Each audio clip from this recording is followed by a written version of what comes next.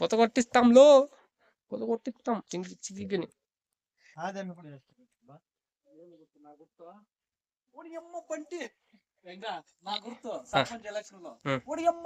నేను ఎలుగు బండి పెట్టుకుంటా అయితే. అవునా? షట్.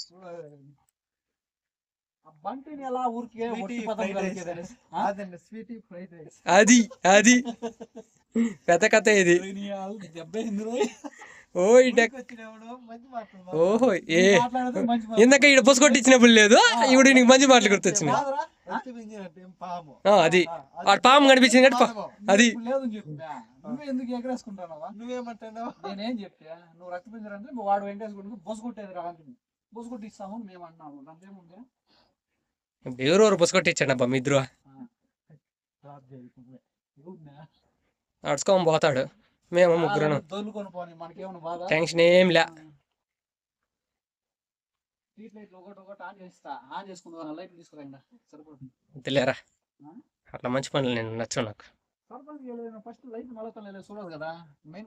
ఫస్ట్ మీరు గెలిపించినాక అవన్నీ మళ్ళీ అడగాలి. మీరు గెలిపించాలంటే కూడా మనకు హోప్ ఉండాలి కదా. నీవేరా నీ ఓటు తీసేయి, నీ ఓటు తీసేయి, తీసేయి లెక్కలో. ఇంకా నన్ను క్వశ్చన్ చేసావు, నోట్లో నీ తీసేయి.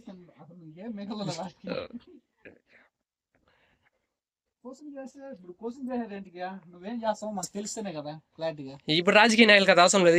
రాజకీయ నాయకులు నువ్వు చేసిన ప్రజలకి ప్రజలు ఫస్ట్ ప్రజలు కరెక్ట్ గా ఉంటే మనం ఎందుకు చేయాలి చెప్పు? వాళ్ళు కరెక్ట్ గా వాళ్ళకి వచ్చేటివి ఏమో తెలుసుకుంటే చాలు, వాళ్ళు మన ఊరు ఎప్పుడో బాగుపడుతుంది.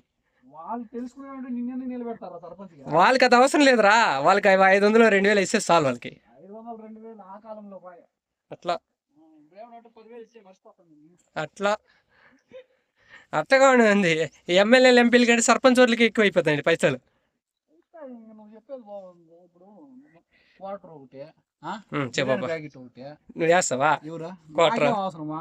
ఇంకా చెప్తాను, తినేవాడైతే తింటా, తాగేవాడైతే కాదు. కాబట్టి 10,000 ఇస్తే సరిపోతుంది. హాయ్ ఫ్రెండ్స్, గుడి అంతా అయిపోయింది. ఇప్పుడు మన వజ్ర వైడూరాల ఖజానాకు వచ్చాము.